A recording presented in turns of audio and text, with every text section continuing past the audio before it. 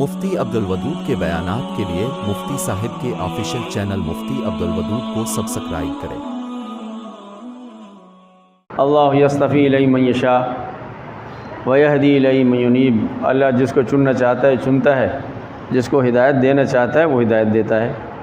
ثم اورثنا الکتاب الذین اصطفینا من عبادنا، پھر ہم نے کتاب کا وارث اپنے منتخب بندوں کو بنایا ہے۔ دنیا میں کیا ہوتا ہے؟ اچھا، یہ عقل مندی کی چیز نہیں، یہ خدا کا انتخاب ہے۔ پہلی بات جو ہے کہ جو آدمی قرآن سے وابستگی رکھتا ہے، قرآن کی خدمت کو باپ یا بیٹا خود اپنی زندگی کو وقف کرتا ہے، قرآن کریم کو اپنا اوڑھنا بچھونا بناتا ہے اور قرآن کریم کو اپنے لیے سب کچھ سمجھتا ہے، یہ دین پر عمل کرنا، دین کو قبول کرنا، یہ عقل مندی کی وجہ سے نہیں ہوتا۔ میری بات صحیح طرح سمجھ لینا، ٹھیک ہے؟ یہ خدا کا انتخاب ہے، سمجھ رہے میری بات؟ یہ خدا کی توفیق سے ہوتا ہے، خدا کے نوازنے سے ہوتا ہے۔ عقل مندی کی وجہ سے، زیادہ سمجھدار ہونے کی وجہ سے، زیادہ شاطر ہونے کی وجہ سے نہیں ہوتا۔ میں آپ کو بہت پوائنٹ کی بات بتا رہا ہوں، اللہ نے میرے دل میں آج ہی وہ بات ڈالی ہے۔ دنیا میں جو سب سے بڑا آدمی ہوتا ہے اس کو عزت ملتی ہے، اس کے لیے کیا کرتے ہیں؟ کوئی بڑا سے بڑا آپ کے پاس، آپ کا بڑا کہاں سے آتا ہے؟ امریکہ سے آتا ہے، امریکی صدر، اس سے بڑا تو آپ کا کوئی مہمان نہیں ہوتا نا؟ کیا خیال ہے؟ ساتھ ایسے ہی ہے، اس سے بڑا مہمان تو نہیں ہے گا نا پاکستان میں۔ تو اس کو کیا کرتے ہیں؟ ریڈ کارپٹ بچھاتے ہیں، کیا کرتے ہیں؟ اور 21 توپوں کی سلامی، اس سے آگے تو نہیں ہوتا میرے حساب سے۔ آخری جو اعزاز ہوتا ہے مہمان کا، سمجھ میں نا؟ اب دیکھ، دنیا میں یہ ہوتا ہے، کچھ بہت ہوتا ہوگا، کچھ اور بھی ہمیں نہیں پتہ، ہم اتنا سمجھتے ہیں۔ آپ یہ بتائیں، اپنا دماغ حاضر کر لیں، میں جو بات بتانے جا رہا ہوں، اور یہ بات زندگی بھر تمہارے کام آئے گی، اس کو دل و دماغ میں بٹھانا۔ اور جس کو اللہ نے وہ توفیق عطا فرمائی وہ شکر کرے، اور جس کے پاس وہ نہیں ہے وہ فکر کرے کہ میرے پاس تو یہ چیز نہیں ہے، میں کس طرح اس نعمت سے لطف اندوز ہو سکتا ہوں، حاصل کر سکتا ہوں۔ سمجھ رہے ہیں؟ نہیں سمجھ رہے ہیں؟ دیکھو، دنیا میں سب سے بڑا اعزاز ہوتا ہے ریڈ کارپٹ بچھاتے ہیں۔ حافظ قرآن کے لیے تو فرشتے پر بچھاتے ہیں، اس سے بڑا اعزاز ہو سکتا ہے؟ بولو بھائی، ہیں؟ یعنی فرشتے اس حافظ قرآن کے لیے پر بچھاتے ہیں، آپ کا ریڈ کارپٹ، آپ کی 21 توپوں کی سلامتی بھاڑ میں جائے، حافظ قرآن کے لیے جو فرشتے پر بچھاتے اس کے مقابلے میں کوئی حیثیت ہے؟ اس کی کوئی اوقات ہے؟ سمندر کی مچھلیاں دعا کرتی ہیں، چیونٹی جس کی کوئی حیثیت اوقات نہیں ہے، جو ہمیں نظر بھی نہیں آتی، ہم اس کو سیکنڈوں میں مسل دیتے ہیں۔ کتنی چونٹیاں ہمارے پاؤں کے نیچے روزانہ مرتی ہیں، ایک جھاڑو سے کتنی چونٹیاں اڑتی ہیں، غائب ہو جاتی ہیں، مر جاتی ہیں، فنا ہو جا کے گاٹ اترتی ہیں۔ اتنی معمولی چیز اس چونٹی کو بھی پتہ ہے کہ حافظ قرآن کی عظمت کا، اس کے رتبے کا، مقام کا، چونٹی بھی اس کے لیے دعا کرتی ہے۔ اور یہاں ماشاءاللہ اشرف المخلوقات، نبی کا وارث، میوزک کے پیچھے بھاگے گا، قرآن سے بھاگے گا، میوزک سننے کو ترسے گا، قرآن سے بھاگے گا۔ سب سے زیادہ جس میں لوگ کم شرکت کرتے ہیں قرآن کی محفل ہے نا؟ قرآن کا درس ہے، قرآن کی تفسیر ہے، قرآن جہاں بیان ہوتا ہے، سب سے کم حاضرین اس محفل میں ہوتے ہیں۔ صحیح ہے غلط ہے؟ اب یہ کیا ہے؟ آپ فیصلہ فرمائیں، یہ ایسا کیوں ہوتا ہے؟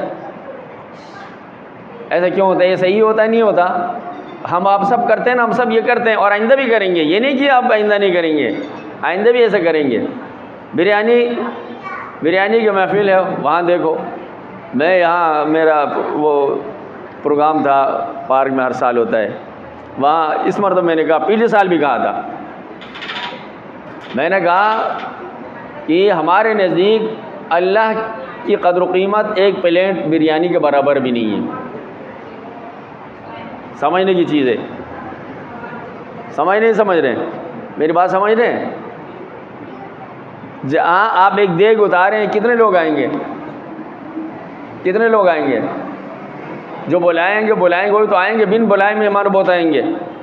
آپ کو ہمیشہ شکوہ ہوگا لوگ زیادہ آ گئے، اور قرآن کی جہاں محفل ہوگی وہ ہوگی، یار ہم نے اتنے لوگوں کو بلایا تھا، آیا کوئی نہیں۔ تو ایک پلیٹ بریانی کی قیمت اس خدا سے زیادہ ہے تمہارے نزدیک جس خدا کے ہاتھ میں تمہاری تقدیر ہے، تمہاری زندگی موت ہے۔ جتنا خدا سے ہم منوانا چاہتے ہیں اتنا خدا کی بات نہیں مانتے۔ گویا کہ ہمارا اللہ پروردگار ہمارا نوکر ہے، ہمارے اشاروں پہ ناچے۔ خدا کی عظمت تو یہ ہے، خدا کی قدر و قیمت تو یہ ہے کہ ایک پلیٹ بریانی کے برابر نہیں ہے۔ سمجھ میں نا؟ عظمت دل میں ہو اپنے پروردگار کی، اپنے خالق و مالک کی، تو آدمی کے قدم وہاں سے ہٹے نہیں جہاں خدا کا ذکر ہو رہا ہوگا، جہاں قرآن کا ذکر ہو رہا ہوگا۔ اور یہ قرآن کو اصل میں بات یہ ہے کہ اس کو کوئی صحیح بیان کر ہی نہیں سکا، نہیں کر سکتا ہے۔ دوسری بات یہ ہے کہ جو قرآن پڑھتے پڑھاتے ہیں نا خود ان کی زندگی میں قرآن کریم نہیں ہے، تو اس وجہ سے لوگ اتنے متاثر ہوتے نہیں۔ اب میں تمہارے سامنے بیان کر رہا ہوں نا، میں خود کتنا عمل کرتا ہوں، میں خود زیرو آدمی ہوں، سیاہ کار ہوں، میں خود شرم آتی ہے بات کرتے ہوئے، لیکن ہم اس وجہ سے بات کرتے ہیں، عمل نہیں ہو رہا ہے، بات تو پوری ہو جائے۔ ایک حصے میں تو ہم پکڑ میں نہ آئیں، یہ بات پہنچائی نہیں پہنچائی۔ اور اگر ہم خود شریف بننے کا، صوفی بزرگ بننے کا انتظار کریں گے، ہو سکتا ہے کہ موت تک ہم بزرگ بن نہیں سکے، تو کبھی کو ہم دعوت ہی نہیں دیں کسی کو۔ اور ہو سکتا ہے ہم دوسروں کو بلاتے بلاتے، دعوت دیتے دیتے ہمارے نفس کو شرم آ جائے، راستے پہ آ جائے، دوسروں کے ساتھ خیر خواہی کے صدقے میں اپنے نفس سدھر جائے۔ سمجھ رہے نہیں سمجھ رہے؟ ببلی سمجھ میں آ رہی ہے بات؟ سمجھ میں آ رہی ہے؟ سمجھ میں آ رہی ہے؟ تو اس وجہ سے ہم نے تو یہ کام کرنا ہے اور مرتے دم تک کرنا ہے، اور کرنا ایسے کہ سینہ تان کے کرنا ہے، جداری سے کرنا ہے، اپنی سعادت سمجھ کر، خدا کی مہربانی سمجھ کر۔ اور اس انتخاب پر اگر ہم مرتے دم تک اگر خدا کا شکر ادا کرنا چاہیں ہم کر نہیں سکتے۔ کیا پدی کا شوربہ، کیا ہم کیا ہمارے اوقات، کیا خدا کا کلام ہماری زبان اس کے رہگزر بن جائے، ہماری زبان سے ادا ہو۔ اب اندازہ لگائیں تھوڑا سا۔ ایک اور بات تو میں قیمتی بات بتا رہا ہوں، وہ بھی 2 دن سے میرے ذہن میں وہ بات آئی ہے، کتاب میں تو نہیں پڑھا۔ آپ کو پتہ ہے قرآن کریم کہاں تھا؟ لوح محفوظ میں تھا نا؟ لوح محفوظ سے تو ایک ساتھ اترا ہے آسمان و دنیا میں، اور وہاں سے 23 سال کے عرصے میں اترا ہے، آپ صلی اللہ علیہ وسلم کے سینے میں منتقل ہوا ہے۔ اللہ نے اس کے انتقال کے لیے بڑا سسٹم بنایا اور بڑی ترتیب بنائے، سیف زون بنایا۔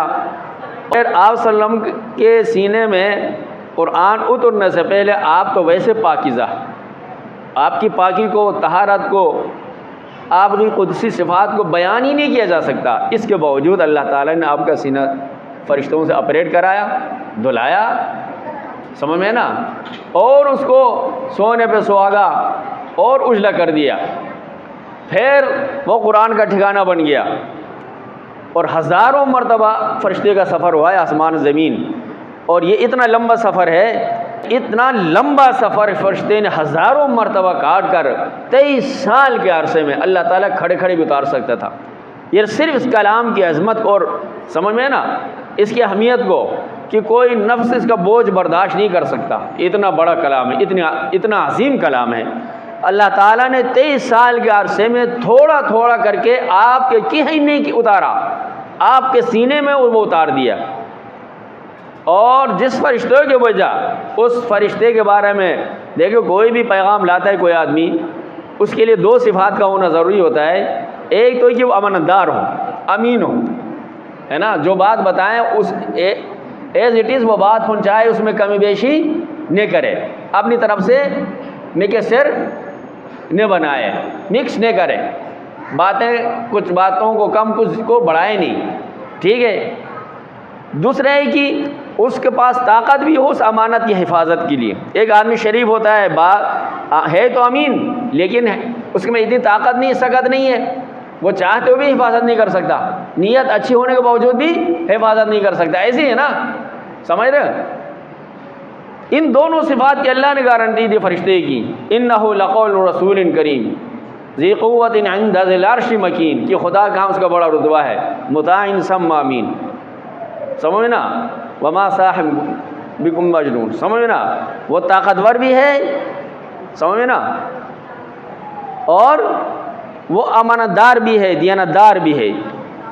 سمجھ میں نا، سمجھ رہے ہیں؟ دونوں چیزوں کی کہ جس فرشتے کا انتخاب ہوا ہے، اور صفات بھی تو خدا عطا کرتا ہے، خوبی بھی وہ عطا، مزاج وہ عطا کرتا ہے۔ وہ خود فرما رہے ہیں کہ میں نے جس فرشتے کو بھیجا ہے اس کے پاس طاقت بھی ہے۔ ظاہر سی بات، امین کے سے زیادہ اور کس کے پاس طاقت ہوگی؟